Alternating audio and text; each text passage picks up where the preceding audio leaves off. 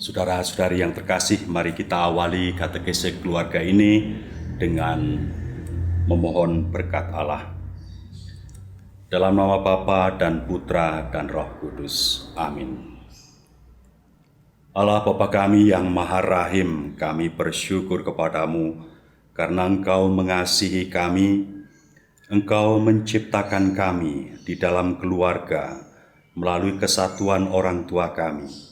Engkau membina kami menjadi anak-anak-Mu melalui kedua orang tua kami yang merupakan pengungkapan kasih sayang-Mu kepada kami semua. Kami bersyukur kepadamu bahwa kami hidup di tengah-tengah keluarga, sebuah institusi sosial dan sekular yang Kau berkati, Kau dirikan sendiri, dan Engkau bahkan meneguhkan, menguduskan keluarga dengan memberikan putra-Mu sendiri untuk hidup di tengah-tengah keluarga.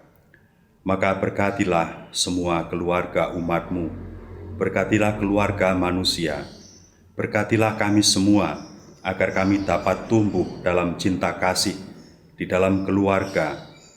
Semoga dengan demikian kami setia kepada Engkau yang adalah Bapa kami, yang dalam kesatuan dengan Putra-Mu Yesus Kristus Tuhan kami dan Roh Kudus Roh kasih-Mu menjadi dasar keluarga kami masing-masing.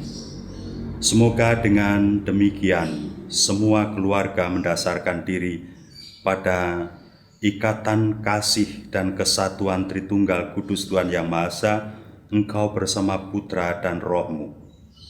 Dengan demikian semogalah kami semua menjadi anak-anak dan ciptaan-Mu yang mengungkapkan kebesaran-Mu sendiri kepada kami dan kepada seluruh ciptaan-Mu.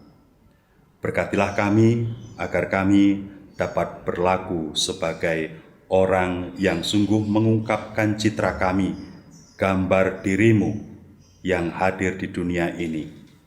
Semoga semua orang dengan demikian menjadi satu keluarga di dalam Engkau, Allah dan Bapa kami. Kemuliaan kepada Bapa dan Putra dan Roh Kudus, seperti pada permulaan, sekarang, selalu, dan sepanjang segala abad. Amin. Dalam nama Bapa dan Putra dan Roh Kudus. Amin. Saudara-saudari yang terkasih, saya Monsinyur Harun Yuwono, Uskup Keuskupan Tanjung Karang. Saya ingin berpartisipasi dalam katekese keluarga Indonesia ini. Saya memberi judul katekese saya, yakni keluarga adalah cahaya dunia. Mengapa saya memberi judul itu? Karena kita murid-murid Kristus, di mana Kristus sendiri mempunyai predikat cahaya dunia. Kristus berpredikat cahaya dunia dapat kita baca dalam Yohanes 1 ayat 5. Misalnya dikatakan, terang itu bercahaya di dalam kegelapan, dan kegelapan itu tidak menguasainya. Itu kata-kata Yohanes Penginjil tentang Yesus yang hadir di dunia. Dia putra Allah, tetapi dia penebus, dan dia hadir di dunia sebagai terang atau cahaya dunia. Ayat-ayat lain yang mengatakan itu bisa kita baca misalnya dalam Ibrani 1 ayat 3, 2 Petrus 1 ayat 19, Wahyu 21 ayat 24, dan Wahyu 22 ayat 5. Bukan hanya Yesus yang merupakan terang dan cahaya dunia. Kita diberi predikat demikian juga oleh Kristus, dan kita tidak boleh hidup tersembunyi seperti pelita yang dinyalakan, tidak boleh diletakkan di bawah tempat tidur, melainkan harus diletakkan di atas tempat kaki dian. Kita sebagai cahaya dunia misalnya disebutkan oleh Yesus dalam Matius 5 ayat 14. Matius 5 ayat 14 kita baca, kamu adalah terang dunia. Kota yang terletak di atas gunung tidak mungkin tersembunyi. Kita harus berani tampil di muka umum dan menyatakan diri bahwa kita adalah murid-murid Yesus. Cahaya dunia, penuntun orang untuk keluar dari kegelapan. Karena Yesus adalah cahaya dunia dan karena kita adalah murid-murid Yesus, maka kita juga adalah cahaya dunia. Lukas 12:35, juga pada Petrus 2:1 ayat 19. Yesus pernah hidup di dalam keluarga, dan kita hidup di dalam keluarga. Karena Yesus pernah hidup di dalam keluarga, dan karena kita juga hidup di dalam keluarga, maka logikanya keluarga Kristiani adalah juga cahaya dunia. Bukankah masing-masing keluarga terdiri dari dan dihidupi oleh cahaya-cahaya dunia? Yesus membawa cahaya bagi keluarga, maka keluarga adalah cahaya dunia. Bapak Suci Paus Fransiskus mengatakan bahwa kehidupan kaum beriman seharusnya membawa sukacita Injil. Hal itu diungkapkannya dalam surat pastoralnya yang berjudul Evangelii Gaudium. bahagia karena telah ditebus oleh Kristus dan dijadikan anak-anak Allah. Dengan demikian maka keluarga Kristiani seharusnya menjadi sukacita dunia yang senasib sepenanggungan dengan masyarakat dunia. Bandingkan Gaudium et Spes nomor 1. Bukankah keluarga Kristiani dihidupi oleh dan terdiri dari anak-anak Allah yang membawa sukacita Injili itu oleh sebab kasih Kristus yang telah menebus?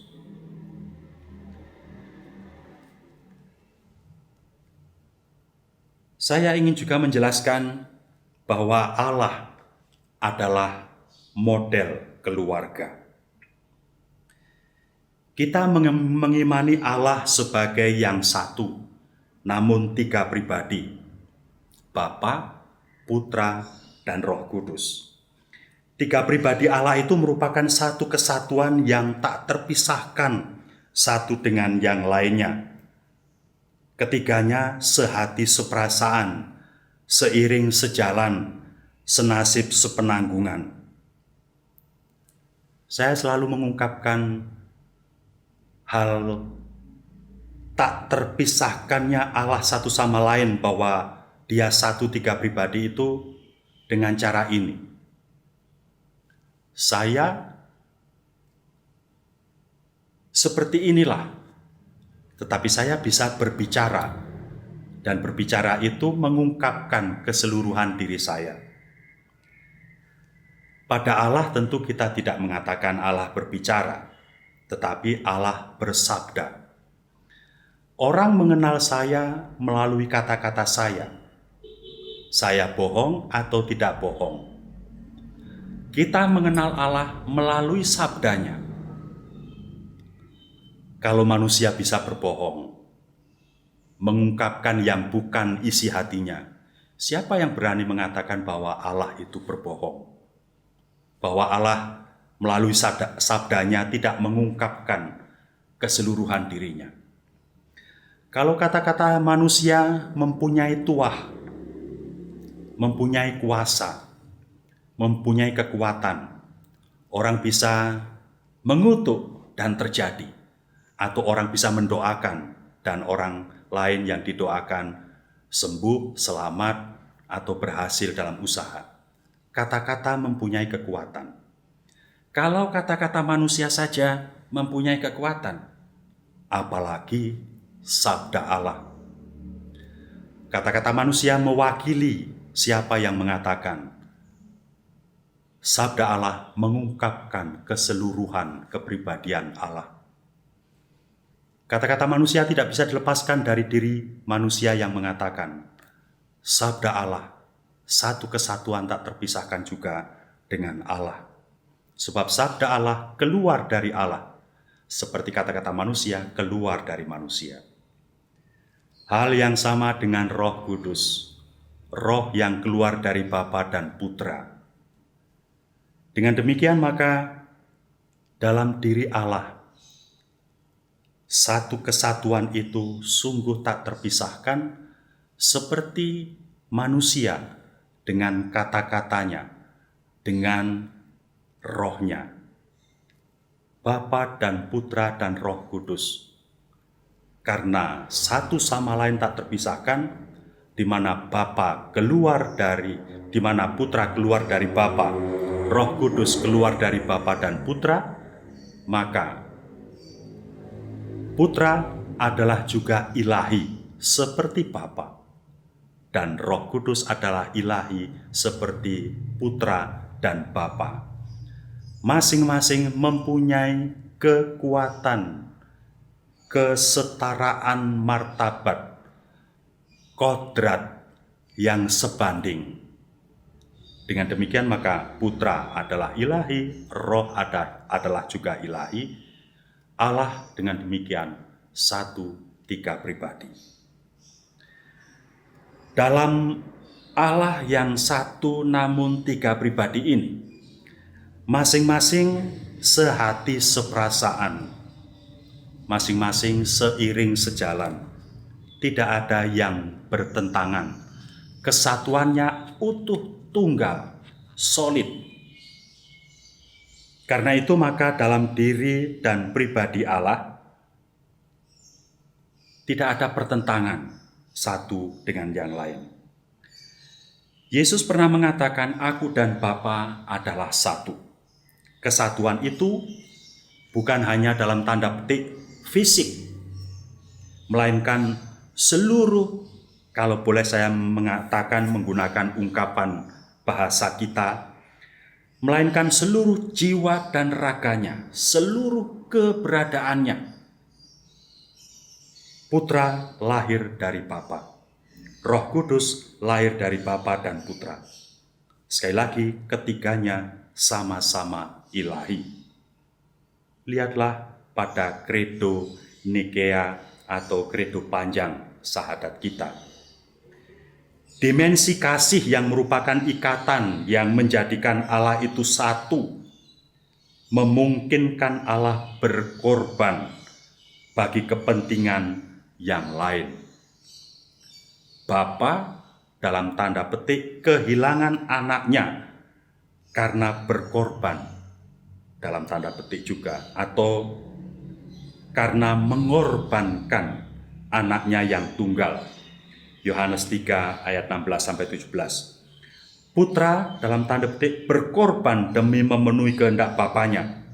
Filipi 2 ayat 6-8.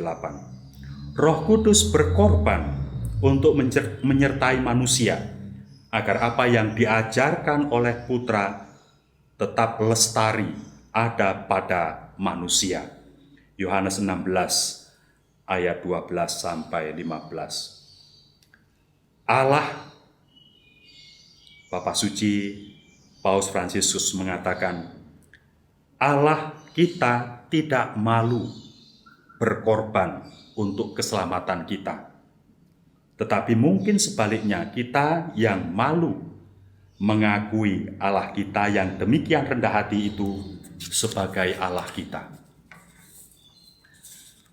Saudara-saudari yang terkasih, Allah tidak mementingkan dirinya sendiri dalam hidupnya. Allah tidak hidup dalam kesendiriannya.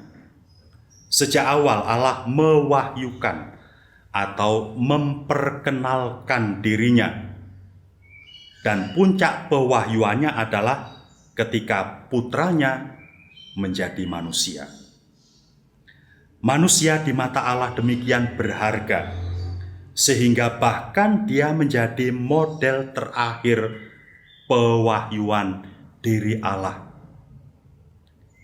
Ini adalah kesengajaan yang telah dipikirkan oleh Allah sejak semula. Allah mewahyukan dirinya dalam ciptaannya, yakni manusia. Ketika menjadikan manusia, Allah tidak mencipta manusia sebagai makhluk yang asing dari dirinya, melainkan merupakan potret atau gambaran dirinya. Kita manusia boleh mengatakan bahwa kita ini sebetulnya hasil selfie Allah. Allah yang sedang berbahagia memotret dirinya dan terwujudlah manusia. Kalau kita sering berselfie, kita tidak berselfie ketika kita sedang berduka atau bersedih.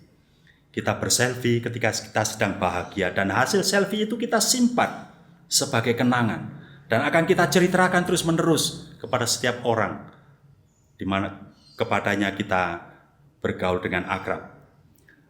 Allah tidak akan mendelete hasil selfie-nya. Allah mencintai hasil selfie-nya, gambar dirinya, dan akan berusaha dengan segala cara baik untuk hasil selfie-nya, gambar dirinya ini akan tetap bersama dengan dia. Maka juga putra Allah mewahyukan Allah bukan melalui model yang asing, melainkan dengan menjadi manusia.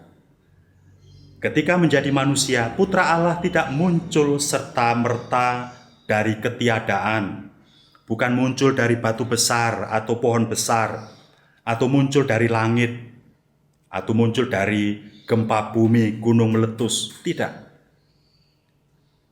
Putra manusia lahir dalam keluarga.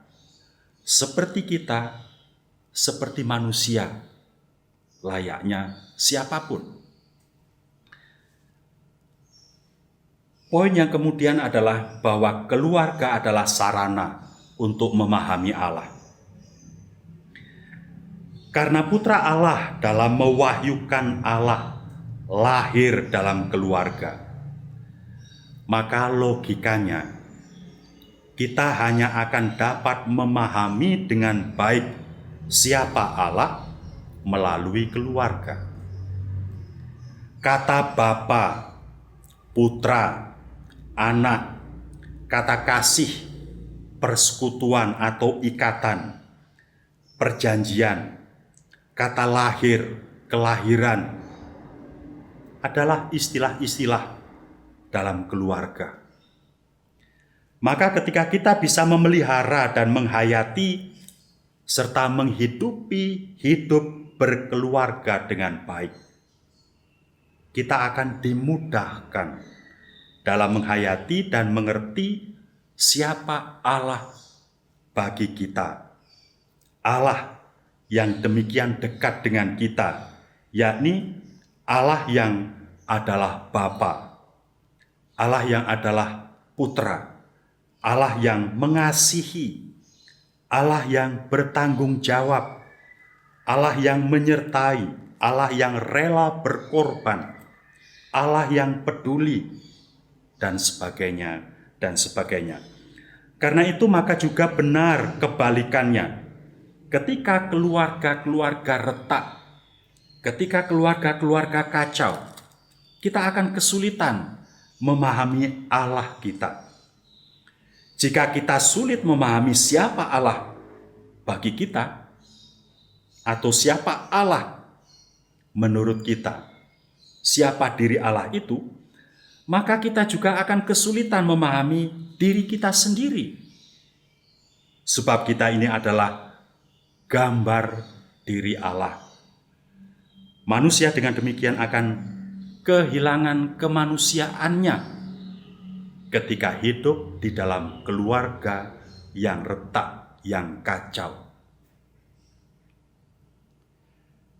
Keutuhan rumah tangga dengan demikian bukan sekedar merupakan ungkapan kesetiaan janji suami istri, melainkan merupakan ungkapan keagungan nilai martabat manusia.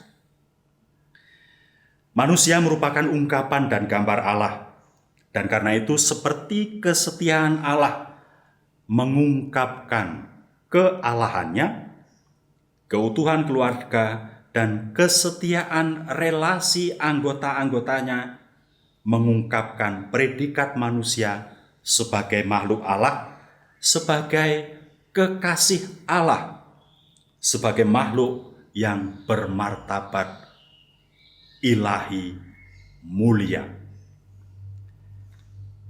Pada manusia modern yang hidup mementingkan diri sendiri, tidak akan mustahil bahwa dirinya akan kehilangan imannya akan Allah. Allah tidak akan dirasakan hadir dalam dirinya. Jika Allah tidak hadir dalam dirinya, manusia tidak akan bisa mengontrol atau menahan dirinya untuk melakukan apapun yang jahat, yang bertentangan dengan Allah untuk kepentingan dirinya. Perceraian yang entah didahului atau dibangun pelan-pelan oleh masalah apa, adalah bentuk pengungkapan keegoisan manusia yang mementingkan dirinya sendiri.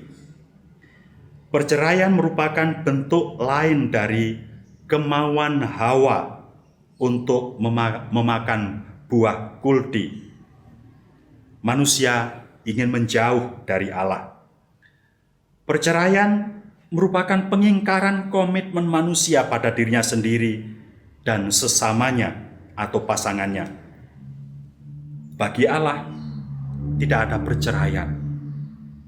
Allah dalam kesatuannya yang tak terpisahkan, Bapa, Putra, dan Roh Kudus, diikat oleh kasih yang tak mengenal batas perhitungan.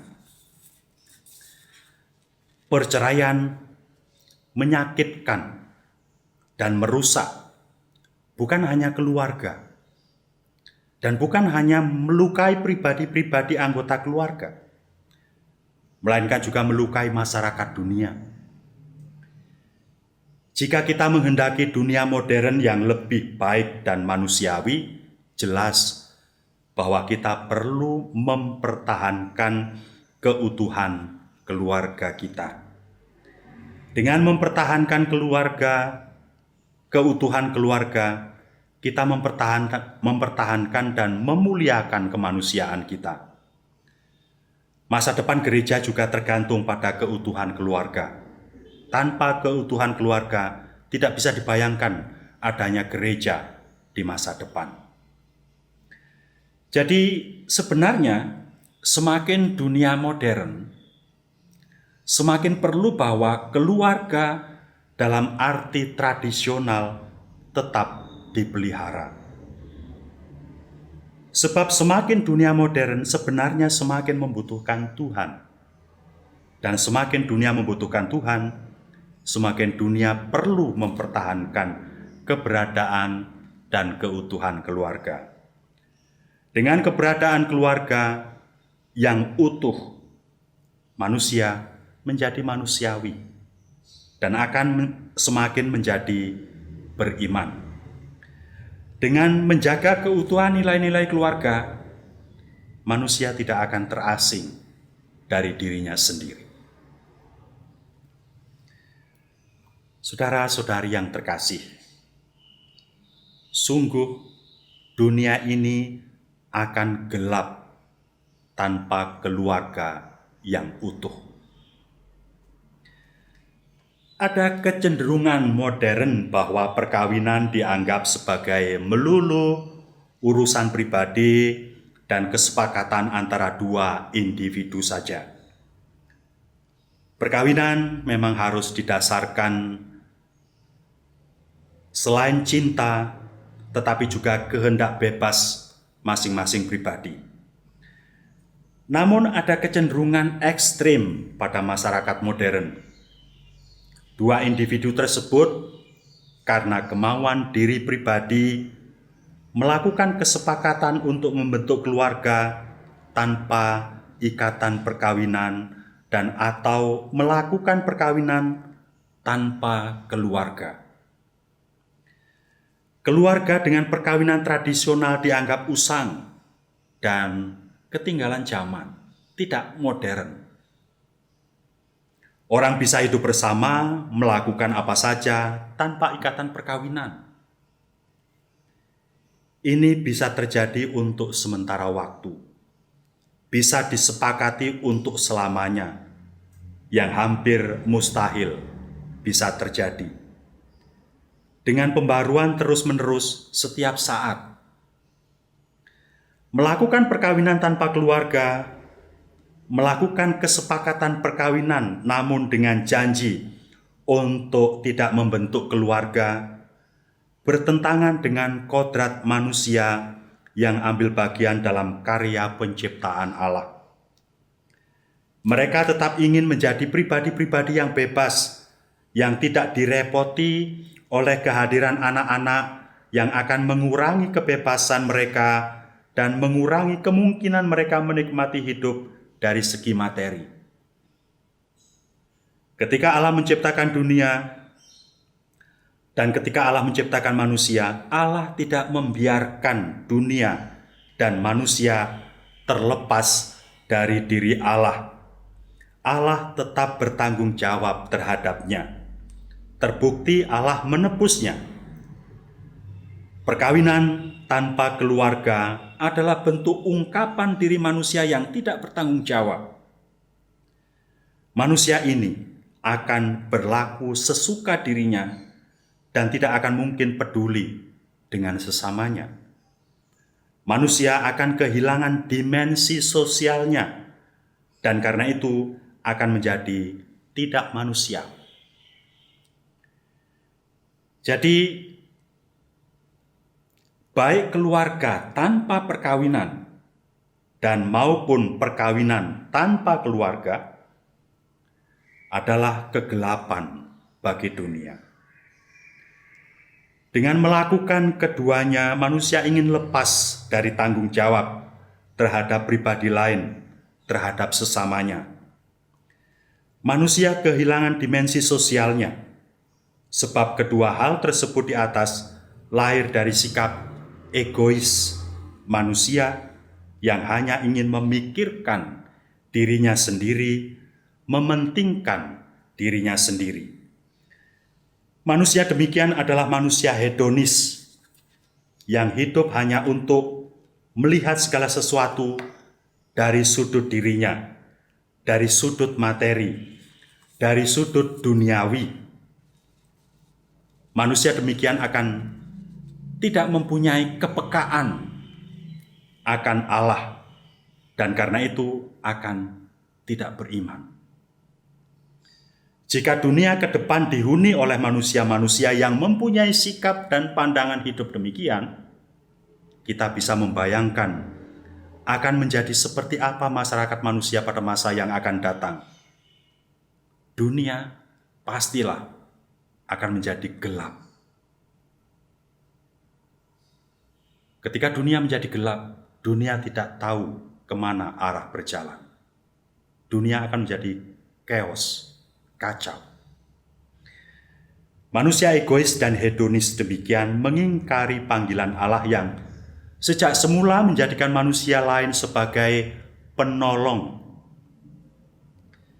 Manusia seharusnya hidup bersama dengan yang lain sebagai sesama dan bukan menghindari sesama dan hidup bagi dirinya sendiri. Tidak baik bahwa manusia itu sendirian saja, bukan teks hanya untuk berkeluarga antara pria dan wanita, melainkan juga adalah teks suci untuk menjadi manusia bagi sesamanya. Ketika manusia menjadi egois dan yang selalu disertai sikap hedonis, manusia akan kehilangan kemanusiaannya. Dirinya akan menjadi tidak peduli pada orang lain, kecuali hanya orang yang dia senangi atau yang hanya menyenangkan bagi dirinya. Sungguh, tanpa keluarga, tanpa mempertahankan nilai-nilai luhur keluarga tradisional, dunia menjadi gelap, masa depan manusia menjadi suram. Manusia satu sama lain akan menjadi asing. Manusia akan melawan dan bahkan memakan, mengorbankan sesamanya. Saudara-saudari yang terkasih, ada berbagai persoalan modern yang merongrong keluarga. Kami menyadari tantangan besar untuk tetap setia dalam kasih suami istri. Iman yang diperlemah dan ketidakpedulian terhadap nilai-nilai yang benar, individualisme, pemiskinan hubungan, dan tekanan yang mengecualikan permenungan meninggalkan jejak mereka pada kehidupan keluarga. Sering ada krisis dalam pernikahan, sering dihadapkan dengan ketergesa-gesaan dan tanpa keberanian untuk memiliki kesabaran dan merenung, untuk berkorban dan untuk mengampuni. Kegagalan-kegagalan menimbulkan hubungan-hubungan baru, pasangan-pasangan baru, kesatuan-kesatuan sipil baru, dan pernikahan-pernikahan baru, menciptakan situasi-situasi keluarga yang rumit, yang bermasalah, di mana pilihan Kristiani tidak jelas.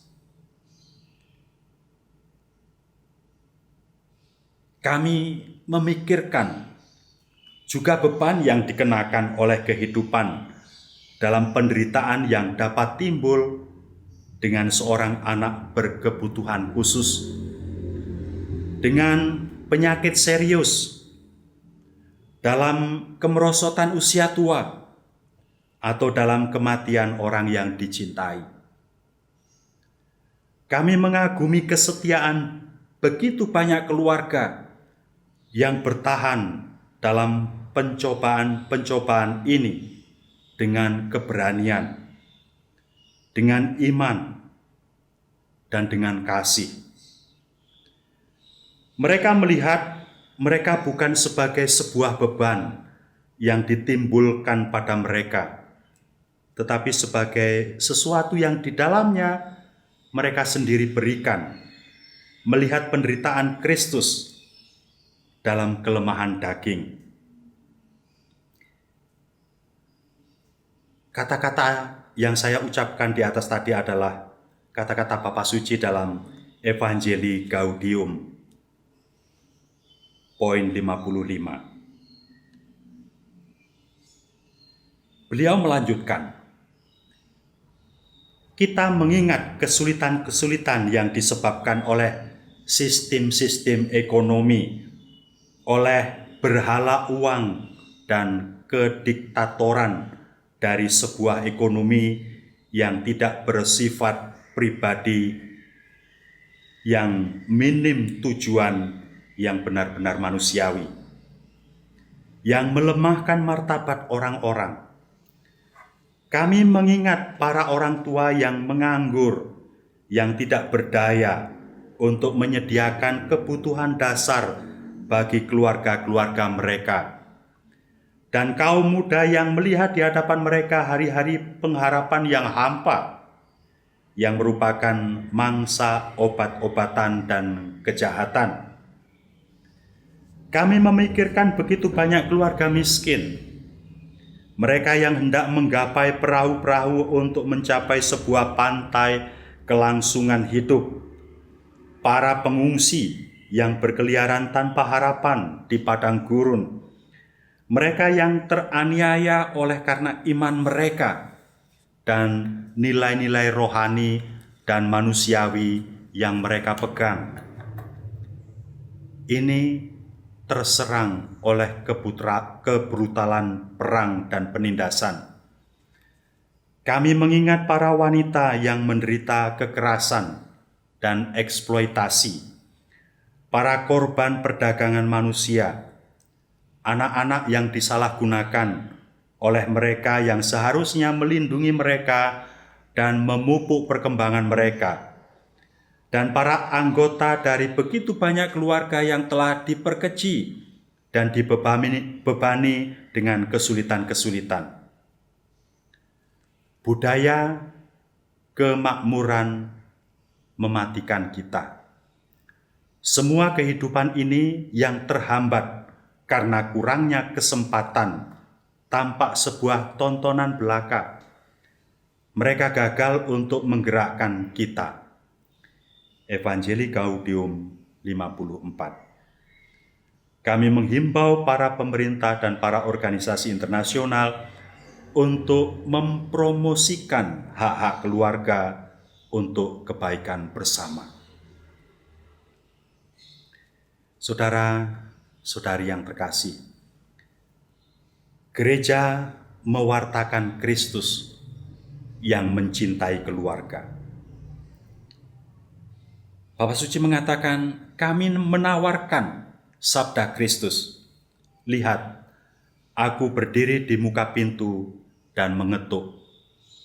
Jikalau ada orang yang mendengar suaraku dan membukakan pintu, aku akan masuk mendapatkannya, dan aku akan makan bersama-sama dengan dia, dan ia bersama-sama dengan aku.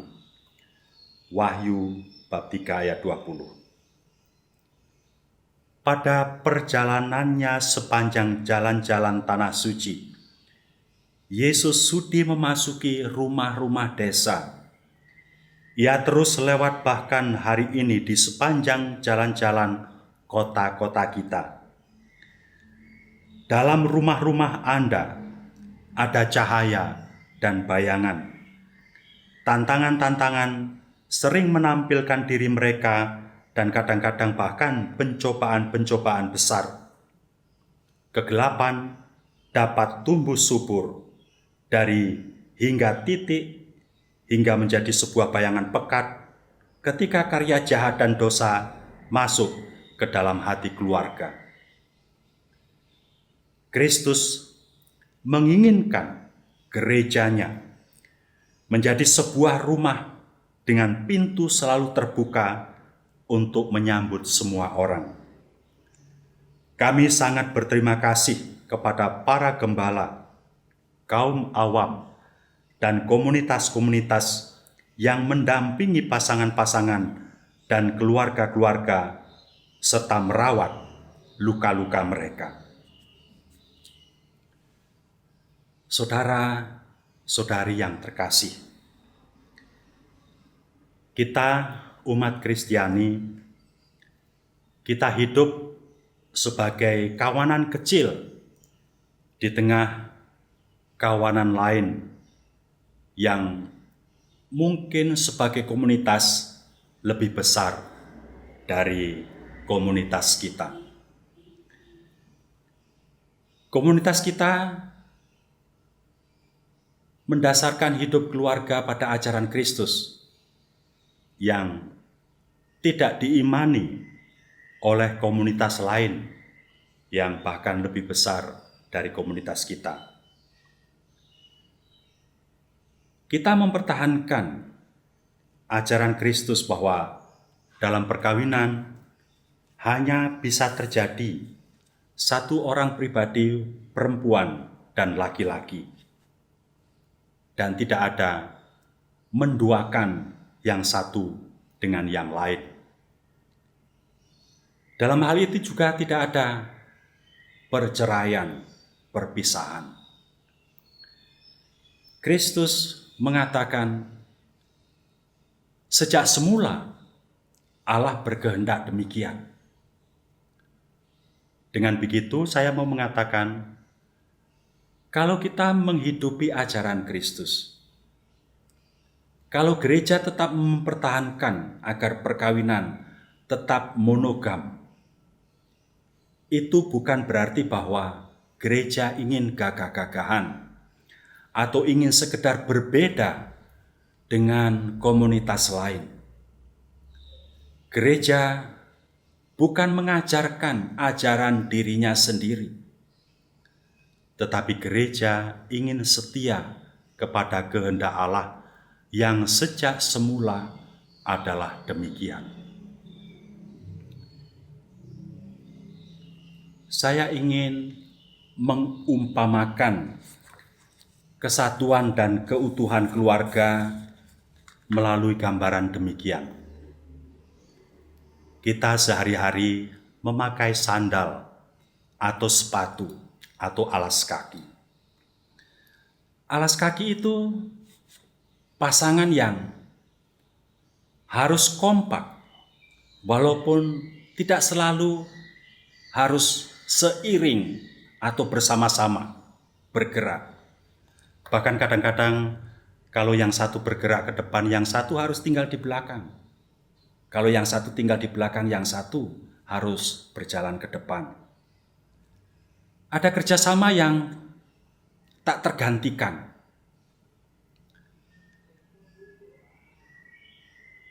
Pasangan yang satu berbeda dengan pasangan yang lain. Tetapi perbedaan itu ternyata melengkapi. Hanya anak kecil yang memakai sepatu terbalik. Yang kanan dipakai yang kiri dipakai yang kanan. Atau memakai sepatu yang satu memakai pasangan sepatu tertentu dan yang sebelahnya memakai pasangan yang lain. Orang dewasa, orang yang nalar, tidak akan memakai sepatu atau alas kaki yang terbalik-balik. Dan tidak akan memakai sepatu atau alas kaki dengan pasangan yang berbeda. Bahkan ketika yang satu rusak, yang satu tidak akan terpakai, tidak berfaedah. Kalau yang satu hilang, yang satu akan kehilangan jati dirinya juga. Sepatu, sepasang sampai tua. Perkawinan Katolik sekali seumur hidup sampai kematian memisahkan. Sekali lagi, itu bukan sekedar ajaran gereja, melainkan sejak semula dikehendaki oleh Allah. Ketika gereja tetap mempertahankan ajaran itu, sekali lagi bukan mau gagah-gagahan, tetapi gereja tetap ingin tunduk pada Allah yang menjadi Tuan dari gereja. Keluarga sungguh didirikan oleh Allah sendiri, diberkati oleh Allah untuk berkembang, diteguhkan keberadaannya oleh kehadiran Putra Allah di dalam keluarga. Keluarga itu suci, keluarga itu keramat. Mari setiap orang, siapapun yang tidak pernah ada tanpa adanya keluarga, tetap menghormati keluarga, menghidupinya dengan baik, seturut kehendak Allah dan bukan seturut kemauan atau kehendak diri sendiri yang egois. Semoga dengan demikian Allah memberkati dan menjadikan kita layak sebagai anak-anaknya karena tumbuh di dalam keluarga yang baik. Dan karena itu kita menjadi manusia yang manusiawi. Saudara dan saudari yang terkasih, di akhir katekesi ini, saya ingin memberikan berkat Allah untuk Anda semua yang terpanggil menghidupi panggilan berkeluarga. Tuhan bersamamu. Semoga saudara dan saudari sekalian, juga pasangan Anda masing-masing, kesatuan Anda satu dengan yang lain, semua anggota keluarga Anda yang di rumah maupun yang dimanapun berada, semua orang yang Anda kasihi, yang kepadanya Anda melekatkan diri, yang kepadanya Anda berkorban tanpa pamrih dan tanpa pilih kasih, diberkati oleh rahmat Allah yang Maha Kuasa, Bapa dan Putra dan Roh Kudus. Amin.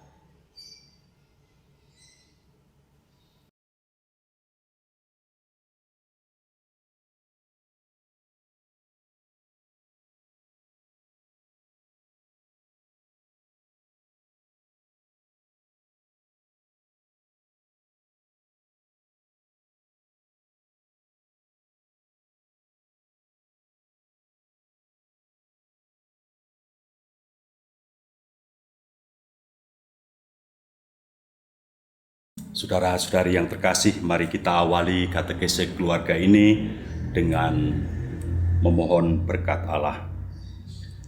Dalam nama Bapa dan Putra dan Roh Kudus. Amin. Allah Bapa kami yang Maha Rahim, kami bersyukur kepadamu karena Engkau mengasihi kami, Engkau menciptakan kami di dalam keluarga melalui kesatuan orang tua kami. Engkau membina kami menjadi anak-anak-Mu melalui kedua orang tua kami yang merupakan pengungkapan kasih sayang-Mu kepada kami semua. Kami bersyukur kepadamu bahwa kami hidup di tengah-tengah keluarga, sebuah institusi sosial dan sekular yang Kau berkati, Kau dirikan sendiri dan Engkau bahkan meneguhkan, menguduskan keluarga dengan memberikan putramu sendiri untuk hidup di tengah-tengah keluarga. Maka berkatilah semua keluarga umat-Mu, berkatilah keluarga manusia, berkatilah kami semua agar kami dapat tumbuh dalam cinta kasih di dalam keluarga. Semoga dengan demikian kami setia kepada Engkau yang adalah Bapa kami, yang dalam kesatuan dengan Putramu Yesus Kristus Tuhan kami dan Roh Kudus Roh kasih-Mu menjadi dasar keluarga kami masing-masing. Semoga dengan demikian semua keluarga mendasarkan diri pada ikatan kasih dan kesatuan Tritunggal Kudus Tuhan Yang Maha Esa, Engkau bersama Putra dan Roh-Mu. Dengan demikian semogalah kami semua menjadi anak-anak dan ciptaan-Mu yang mengungkapkan kebesaran-Mu sendiri kepada kami dan kepada seluruh ciptaan-Mu. Berkatilah kami agar kami dapat berlaku sebagai orang yang sungguh mengungkapkan citra kami, gambar diri-Mu yang hadir di dunia ini. Semoga semua orang dengan demikian menjadi satu keluarga di dalam Engkau, Allah dan Bapa kami. Kemuliaan kepada Bapa dan Putra dan Roh Kudus, seperti pada permulaan, sekarang, selalu, dan sepanjang segala abad. Amin. Dalam nama Bapa dan Putra dan Roh Kudus. Amin. Saudara-saudari yang terkasih, saya Monsinyur Harun Yuwono, Uskup Keuskupan Tanjung Karang. Saya ingin berpartisipasi dalam katekese keluarga Indonesia ini. Saya memberi judul katekese saya, yakni keluarga adalah cahaya dunia. Mengapa saya memberi judul itu? Karena kita murid-murid Kristus, di mana Kristus sendiri mempunyai predikat cahaya dunia. Kristus berpredikat cahaya dunia dapat kita baca dalam Yohanes 1 ayat 5. Misalnya dikatakan, terang itu bercahaya di dalam kegelapan, dan kegelapan itu tidak menguasainya. Itu kata-kata Yohanes Penginjil tentang Yesus yang hadir di dunia. Dia putra Allah, tetapi dia penebus, dan dia hadir di dunia sebagai terang atau cahaya dunia. Ayat-ayat lain yang mengatakan itu bisa kita baca misalnya dalam Ibrani 1 ayat 3, 2 Petrus 1 ayat 19, Wahyu 21 ayat 24, dan Wahyu 22 ayat 5. Bukan hanya Yesus yang merupakan terang dan cahaya dunia. Kita diberi predikat demikian juga oleh Kristus, dan kita tidak boleh hidup tersembunyi seperti pelita yang dinyalakan, tidak boleh diletakkan di bawah tempat tidur, melainkan harus diletakkan di atas tempat kaki dian. Kita sebagai cahaya dunia misalnya disebutkan oleh Yesus dalam Matius 5 ayat 14. Matius 5 ayat 14 kita baca, kamu adalah terang dunia. Kota yang terletak di atas gunung tidak mungkin tersembunyi. Kita harus berani tampil di muka umum dan menyatakan diri bahwa kita adalah murid-murid Yesus. Cahaya dunia, penuntun orang untuk keluar dari kegelapan. Karena Yesus adalah cahaya dunia dan karena kita adalah murid-murid Yesus, maka kita juga adalah cahaya dunia. Lukas 12:35, juga pada Petrus 2:1 ayat 19. Yesus pernah hidup di dalam keluarga, dan kita hidup di dalam keluarga. Karena Yesus pernah hidup di dalam keluarga, dan karena kita juga hidup di dalam keluarga, maka logikanya keluarga Kristiani adalah juga cahaya dunia. Bukankah masing-masing keluarga terdiri dari dan dihidupi oleh cahaya-cahaya dunia? Yesus membawa cahaya bagi keluarga, maka keluarga adalah cahaya dunia. Bapak Suci Paus Fransiskus mengatakan bahwa kehidupan kaum beriman seharusnya membawa sukacita Injil. Hal itu diungkapkannya dalam surat pastoralnya yang berjudul Evangelii Gaudium. Bahagia karena telah ditebus oleh Kristus dan dijadikan anak-anak Allah. Dengan demikian maka keluarga Kristiani seharusnya menjadi sukacita dunia yang senasib sepenanggungan dengan masyarakat dunia. Bandingkan Gaudium et Spes nomor 1. Bukankah keluarga Kristiani dihidupi oleh dan terdiri dari anak-anak Allah yang membawa sukacita Injili itu oleh sebab kasih Kristus yang telah menebus?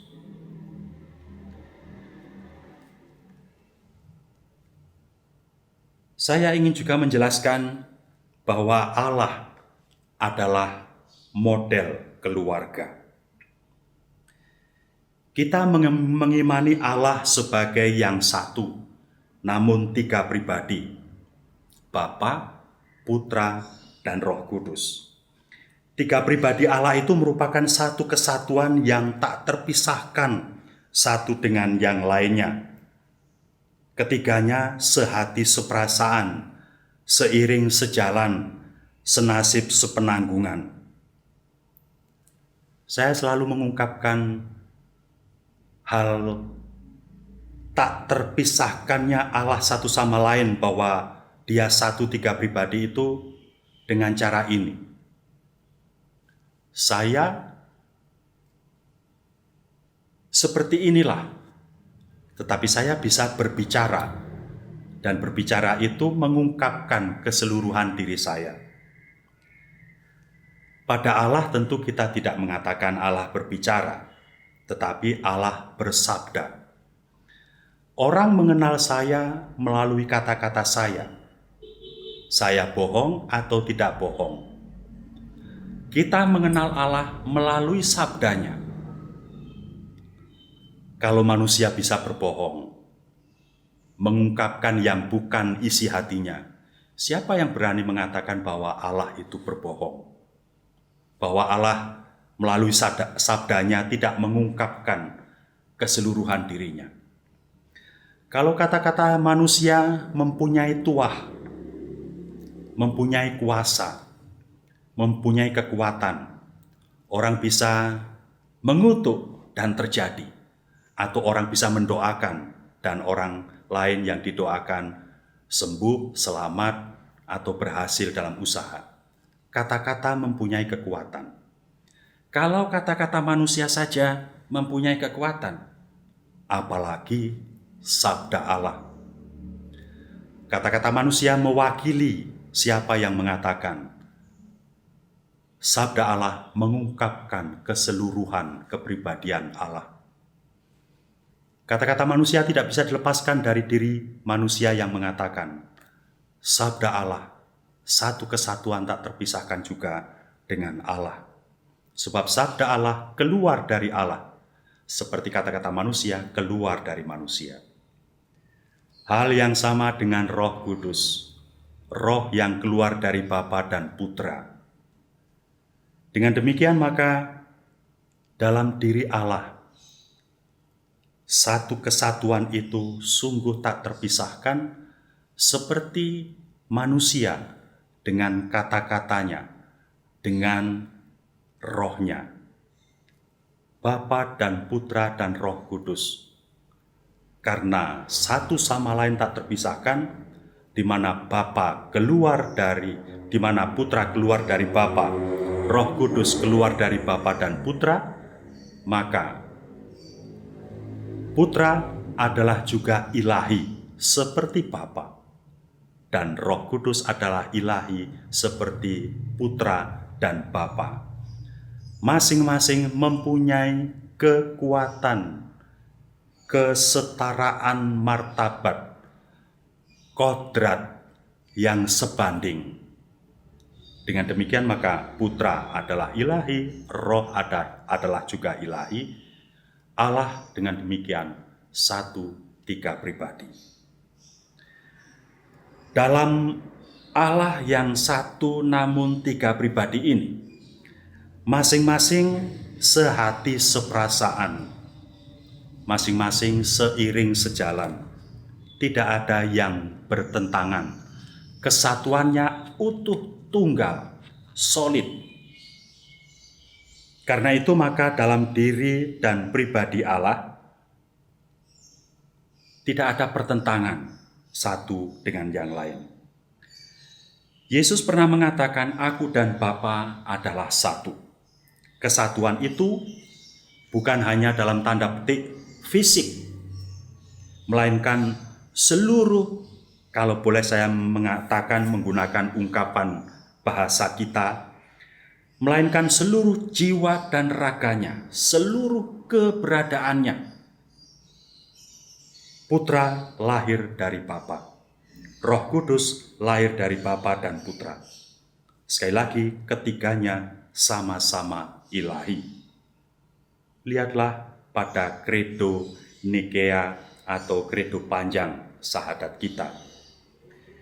Dimensi kasih yang merupakan ikatan yang menjadikan Allah itu satu, memungkinkan Allah berkorban bagi kepentingan yang lain.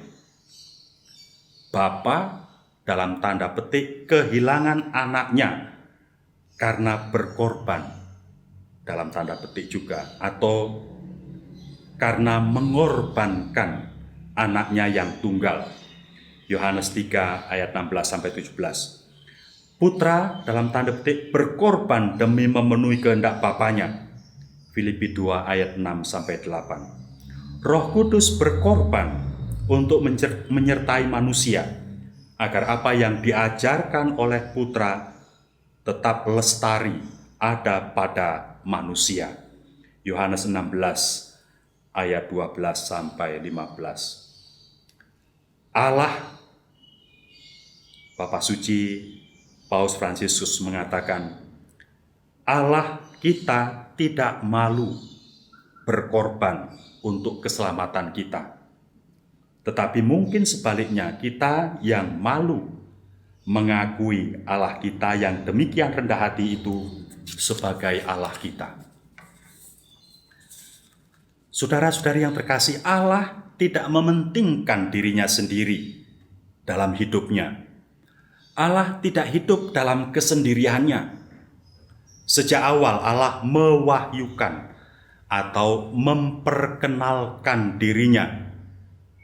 Dan puncak pewahyuannya adalah ketika putranya menjadi manusia. Manusia di mata Allah demikian berharga, sehingga bahkan dia menjadi model terakhir pewahyuan diri Allah. Ini adalah kesengajaan yang telah dipikirkan oleh Allah sejak semula. Allah mewahyukan dirinya dalam ciptaannya, yakni manusia. Ketika menjadikan manusia, Allah tidak mencipta manusia sebagai makhluk yang asing dari dirinya, melainkan merupakan potret atau gambaran dirinya. Kita manusia boleh mengatakan bahwa kita ini sebetulnya hasil selfie Allah. Allah yang sedang berbahagia memotret dirinya dan terwujudlah manusia. Kalau kita sering berselfie, kita tidak berselfie ketika kita sedang berduka atau bersedih. Kita berselfie ketika kita sedang bahagia, dan hasil selfie itu kita simpan sebagai kenangan dan akan kita ceritakan terus-menerus kepada setiap orang di mana kepadanya kita bergaul dengan akrab. Allah tidak akan mendelete hasil selfie-nya. Allah mencintai hasil selfie-nya, gambar dirinya, dan akan berusaha dengan segala cara baik untuk hasil selfie-nya, gambar dirinya ini akan tetap bersama dengan dia.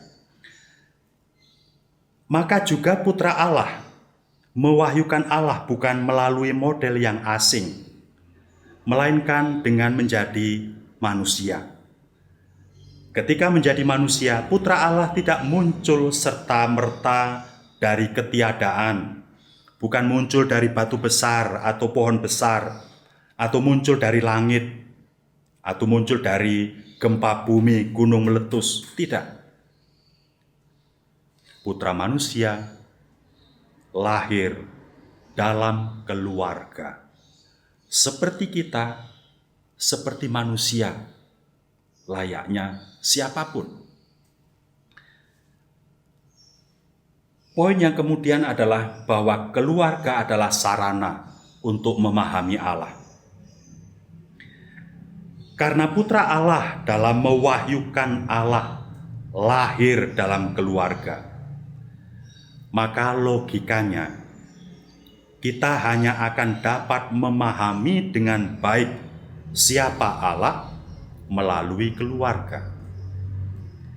Kata Bapa, Putra, Anak, kata kasih, persekutuan atau ikatan, perjanjian, kata lahir, kelahiran adalah istilah-istilah dalam keluarga.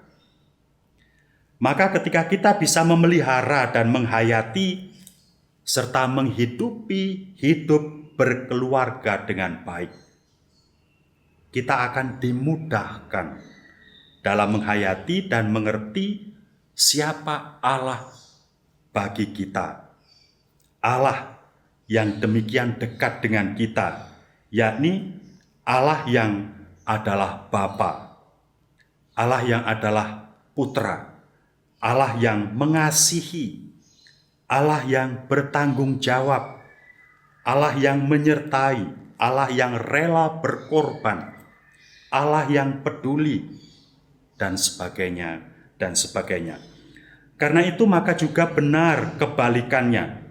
Ketika keluarga-keluarga retak, ketika keluarga-keluarga kacau, kita akan kesulitan memahami Allah kita. Jika kita sulit memahami siapa Allah bagi kita, atau siapa Allah menurut kita, siapa diri Allah itu, maka kita juga akan kesulitan memahami diri kita sendiri. Sebab kita ini adalah gambar diri Allah. Manusia dengan demikian akan kehilangan kemanusiaannya ketika hidup di dalam keluarga yang retak, yang kacau. Keutuhan rumah tangga dengan demikian bukan sekedar merupakan ungkapan kesetiaan janji suami istri, melainkan merupakan ungkapan keagungan nilai martabat manusia. Manusia merupakan ungkapan dan gambar Allah, dan karena itu seperti kesetiaan Allah mengungkapkan kealahannya, keutuhan keluarga, dan kesetiaan relasi anggota-anggotanya mengungkapkan predikat manusia sebagai makhluk Allah, sebagai kekasih Allah, sebagai makhluk yang bermartabat ilahi mulia. Pada manusia modern yang hidup mementingkan diri sendiri, tidak akan mustahil bahwa dirinya akan kehilangan imannya akan Allah. Allah tidak akan dirasakan hadir dalam dirinya. Jika Allah tidak hadir dalam dirinya, manusia tidak akan bisa mengontrol atau menahan dirinya untuk melakukan apapun yang jahat, yang bertentangan dengan Allah untuk kepentingan dirinya. perceraian yang entah didahului atau dibangun pelan-pelan oleh masalah apa, adalah bentuk pengungkapan keegoisan manusia yang mementingkan dirinya sendiri. Perceraian merupakan bentuk lain dari kemauan Hawa untuk memakan buah kuldi. Manusia ingin menjauh dari Allah. Perceraian merupakan pengingkaran komitmen manusia pada dirinya sendiri dan sesamanya atau pasangannya. Bagi Allah, tidak ada perceraian. Allah dalam kesatuannya yang tak terpisahkan, Bapa, Putra, dan Roh Kudus, diikat oleh kasih yang tak mengenal batas perhitungan. Perceraian menyakitkan dan merusak bukan hanya keluarga, dan bukan hanya melukai pribadi-pribadi anggota keluarga, melainkan juga melukai masyarakat dunia. Jika kita menghendaki dunia modern yang lebih baik dan manusiawi, jelas bahwa kita perlu mempertahankan keutuhan keluarga kita. Dengan mempertahankan keutuhan keluarga, kita mempertahankan dan memuliakan kemanusiaan kita. Masa depan gereja juga tergantung pada keutuhan keluarga. Tanpa keutuhan keluarga, tidak bisa dibayangkan adanya gereja di masa depan. Jadi sebenarnya semakin dunia modern, semakin perlu bahwa keluarga dalam arti tradisional tetap dipelihara.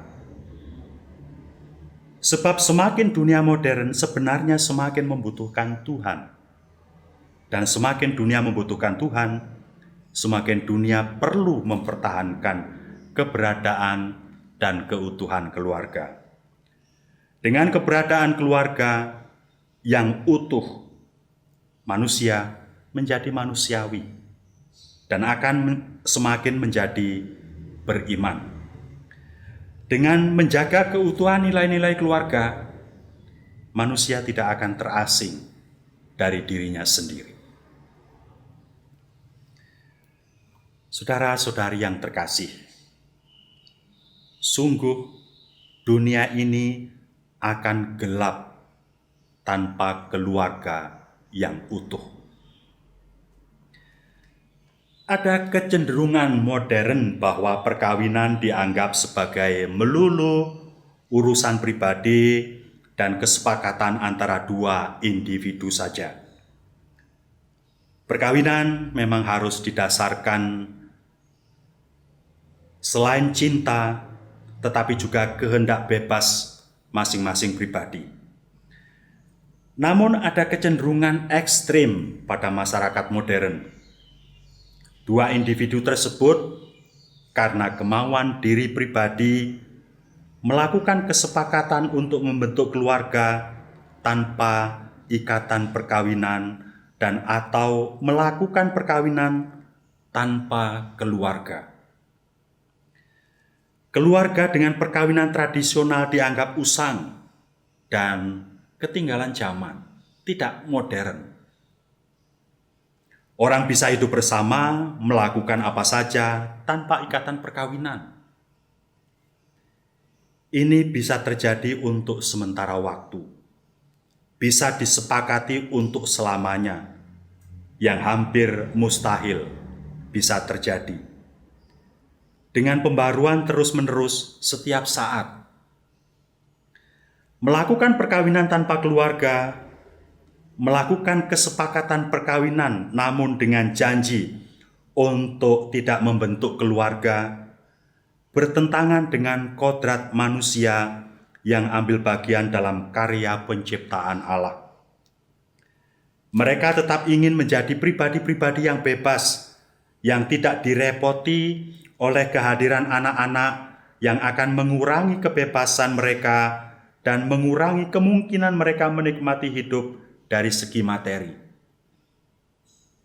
Ketika Allah menciptakan dunia dan ketika Allah menciptakan manusia, Allah tidak membiarkan dunia dan manusia terlepas dari diri Allah. Allah tetap bertanggung jawab terhadapnya. Terbukti Allah menebusnya.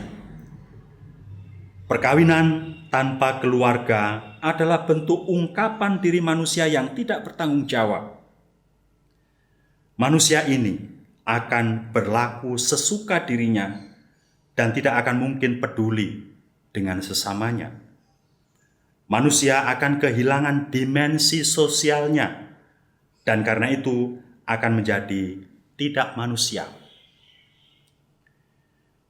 Jadi, baik keluarga tanpa perkawinan dan maupun perkawinan tanpa keluarga adalah kegelapan bagi dunia. Dengan melakukan keduanya, manusia ingin lepas dari tanggung jawab terhadap pribadi lain, terhadap sesamanya. Manusia kehilangan dimensi sosialnya, sebab kedua hal tersebut di atas lahir dari sikap egois manusia yang hanya ingin memikirkan dirinya sendiri, mementingkan dirinya sendiri. Manusia demikian adalah manusia hedonis yang hidup hanya untuk melihat segala sesuatu dari sudut dirinya, dari sudut materi, dari sudut duniawi. Manusia demikian akan tidak mempunyai kepekaan akan Allah dan karena itu akan tidak beriman. Jika dunia ke depan dihuni oleh manusia-manusia yang mempunyai sikap dan pandangan hidup demikian, kita bisa membayangkan akan menjadi seperti apa masyarakat manusia pada masa yang akan datang. Dunia pastilah akan menjadi gelap. Ketika dunia menjadi gelap, dunia tidak tahu kemana arah berjalan. Dunia akan menjadi chaos, kacau. Manusia egois dan hedonis demikian mengingkari panggilan Allah yang sejak semula menjadikan manusia lain sebagai penolong. Manusia seharusnya hidup bersama dengan yang lain sebagai sesama dan bukan menghindari sesama dan hidup bagi dirinya sendiri. Tidak baik bahwa manusia itu sendirian saja, bukan teks hanya untuk berkeluarga antara pria dan wanita, melainkan juga adalah teks suci untuk menjadi manusia bagi sesamanya. Ketika manusia menjadi egois dan yang selalu disertai sikap hedonis, manusia akan kehilangan kemanusiaannya. Dirinya akan menjadi tidak peduli pada orang lain, kecuali hanya orang yang dia senangi atau yang hanya menyenangkan bagi dirinya. Sungguh, tanpa keluarga, tanpa mempertahankan nilai-nilai luhur keluarga tradisional, dunia menjadi gelap, masa depan manusia menjadi suram. Manusia satu sama lain akan menjadi asing.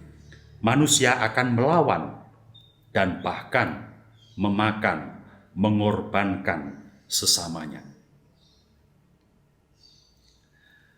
Saudara-saudari yang terkasih, ada berbagai persoalan modern yang merongrong keluarga.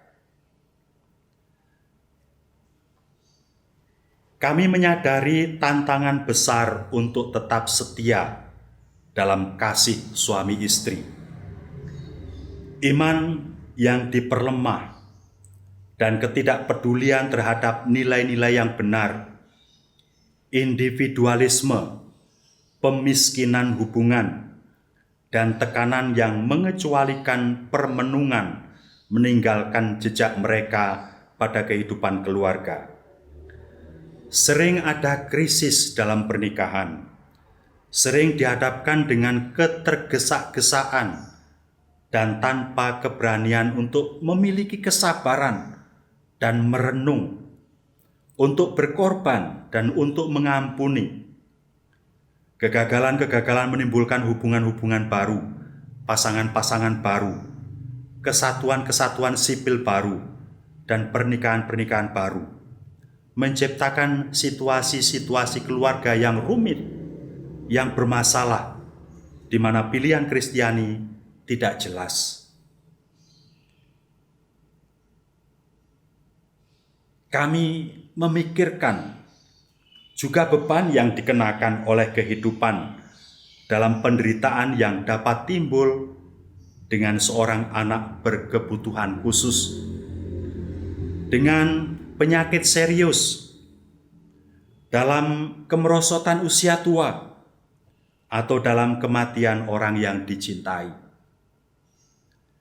Kami mengagumi kesetiaan begitu banyak keluarga yang bertahan dalam pencobaan-pencobaan ini dengan keberanian, dengan iman, dan dengan kasih. Mereka melihat mereka bukan sebagai sebuah beban yang ditimbulkan pada mereka, tetapi sebagai sesuatu yang di dalamnya mereka sendiri berikan, melihat penderitaan Kristus dalam kelemahan daging. Kata-kata yang saya ucapkan di atas tadi adalah kata-kata Bapa Suci dalam Evangelii Gaudium, poin 55. Beliau melanjutkan, kita mengingat kesulitan-kesulitan yang disebabkan oleh sistem-sistem ekonomi, oleh berhala uang dan kediktatoran dari sebuah ekonomi yang tidak bersifat pribadi, yang minim tujuan yang benar-benar manusiawi, yang melemahkan martabat orang-orang. Kami mengingat para orang tua yang menganggur, yang tidak berdaya untuk menyediakan kebutuhan dasar bagi keluarga-keluarga mereka, dan kaum muda yang melihat di hadapan mereka hari-hari pengharapan yang hampa, yang merupakan mangsa obat-obatan dan kejahatan. Kami memikirkan begitu banyak keluarga miskin, mereka yang hendak menggapai perahu-perahu untuk mencapai sebuah pantai kelangsungan hidup, para pengungsi yang berkeliaran tanpa harapan di padang gurun, mereka yang teraniaya oleh karena iman mereka dan nilai-nilai rohani dan manusiawi yang mereka pegang. Ini terserang oleh kebrutalan perang dan penindasan. Kami mengingat para wanita yang menderita kekerasan dan eksploitasi, para korban perdagangan manusia, anak-anak yang disalahgunakan oleh mereka yang seharusnya melindungi mereka dan memupuk perkembangan mereka, dan para anggota dari begitu banyak keluarga yang telah diperkeji dan dibebani dengan kesulitan-kesulitan. Budaya kemakmuran mematikan kita. Semua kehidupan ini yang terhambat karena kurangnya kesempatan, tampak sebuah tontonan belaka. Mereka gagal untuk menggerakkan kita. Evangelii Gaudium 54. Kami menghimbau para pemerintah dan para organisasi internasional untuk mempromosikan hak-hak keluarga untuk kebaikan bersama. Saudara-saudari yang terkasih, gereja mewartakan Kristus yang mencintai keluarga.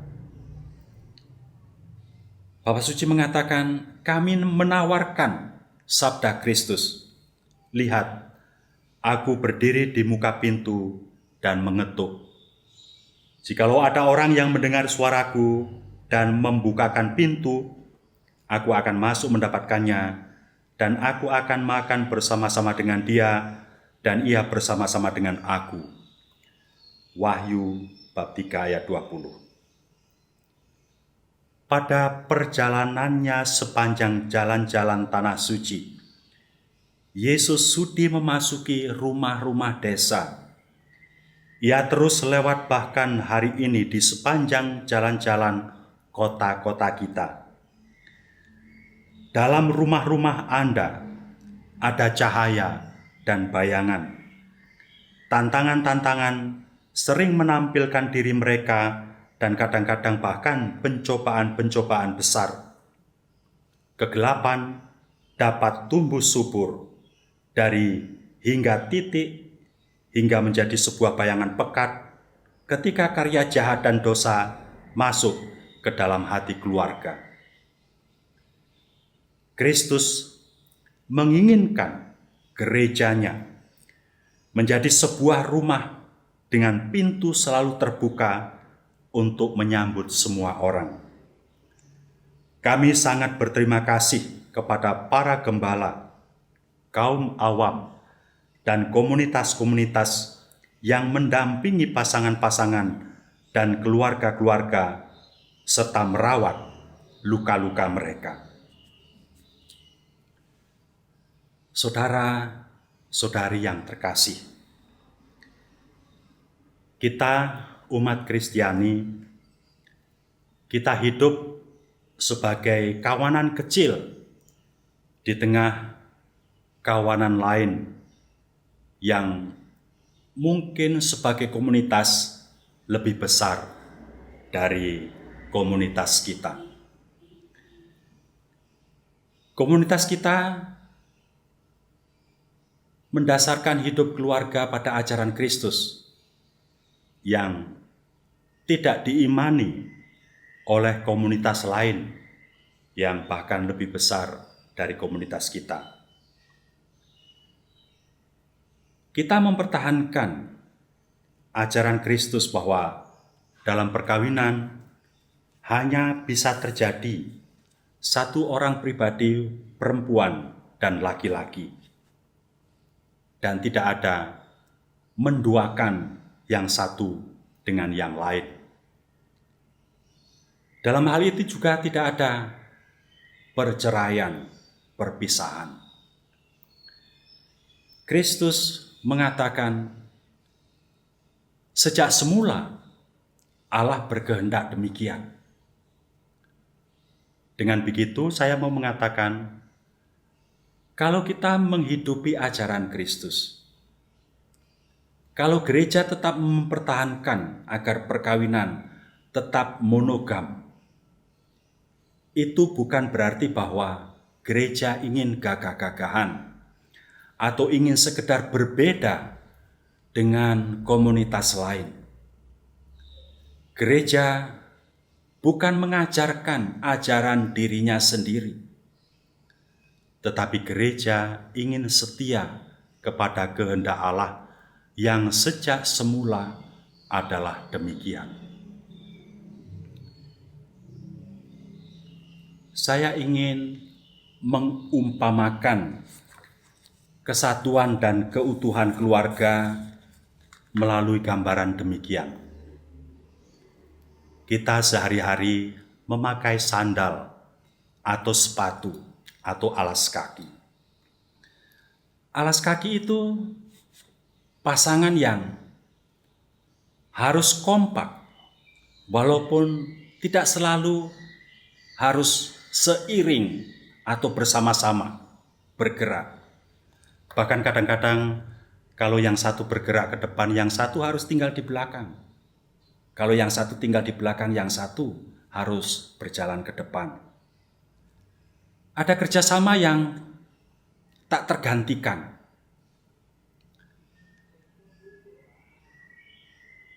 Pasangan yang satu berbeda dengan pasangan yang lain. Tetapi perbedaan itu ternyata melengkapi. Hanya anak kecil yang memakai sepatu terbalik, yang kanan dipakai yang kiri dipakai yang kanan. Atau memakai sepatu yang satu memakai pasangan sepatu tertentu dan yang sebelahnya memakai pasangan yang lain. Orang dewasa, orang yang nalar, tidak akan memakai sepatu atau alas kaki yang terbalik-balik. Dan tidak akan memakai sepatu atau alas kaki dengan pasangan yang berbeda. Bahkan ketika yang satu rusak, yang satu tidak akan terpakai, tidak berfaedah. Kalau yang satu hilang, yang satu akan kehilangan jati dirinya juga. Sepatu, sepasang sampai tua. Perkawinan Katolik sekali seumur hidup sampai kematian memisahkan. Sekali lagi, itu bukan sekedar ajaran gereja, melainkan sejak semula dikehendaki oleh Allah. Ketika gereja tetap mempertahankan ajaran itu, sekali lagi bukan mau gagah-gagahan, tetapi gereja tetap ingin tunduk pada Allah yang menjadi Tuan dari gereja. Keluarga sungguh didirikan oleh Allah sendiri, diberkati oleh Allah untuk berkembang, diteguhkan keberadaannya oleh kehadiran Putra Allah di dalam keluarga. Keluarga itu suci, keluarga itu keramat. Mari setiap orang, siapapun yang tidak pernah ada tanpa adanya keluarga, tetap menghormati keluarga, menghidupinya dengan baik, seturut kehendak Allah dan bukan seturut kemauan atau kehendak diri sendiri yang egois. Semoga dengan demikian Allah memberkati dan menjadikan kita layak sebagai anak-anaknya karena tumbuh di dalam keluarga yang baik. Dan karena itu kita menjadi manusia yang manusiawi. Saudara dan saudari yang terkasih, di akhir katekesi ini, saya ingin memberikan berkat Allah untuk Anda semua yang terpanggil menghidupi panggilan berkeluarga. Tuhan bersamamu. Semoga saudara dan saudari sekalian, juga pasangan Anda masing-masing, kesatuan Anda satu dengan yang lain, semua anggota keluarga Anda yang di rumah maupun yang dimanapun berada, semua orang yang Anda kasihi, yang kepadanya Anda melekatkan diri, yang kepadanya Anda berkorban tanpa pamrih dan tanpa pilih kasih, diberkati oleh rahmat Allah yang Maha Kuasa, Bapa dan Putra dan Roh Kudus. Amin. Dalam nama Bapa dan Putra dan Roh Kudus. Amin. Yesus, Maria dan Yesus, di dalam hidupmu kami menemukan cahaya kasih sejati, dan padamulah kami percayakan hidup keluarga kami. Keluarga Kudus Nazaret, jadikanlah keluarga kami tempat berkomunikasi, sanggar doa, sekolah iman, dan gereja kecil. Keluarga Kudus Nazaret, semoga tidak ada lagi kekerasan, ketegaran hati, dan perpecahan di dalam hidup keluarga.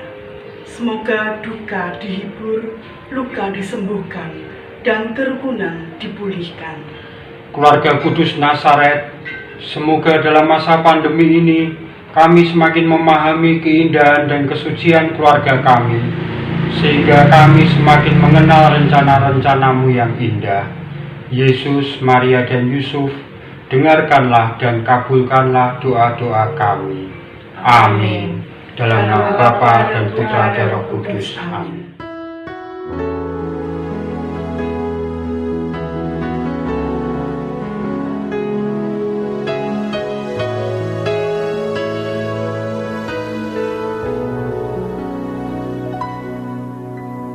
Aku dan seisi rumahku akan selalu menyembah-Mu, Tuhan dan Rajaku. Di dalam kasih karunia-Mu,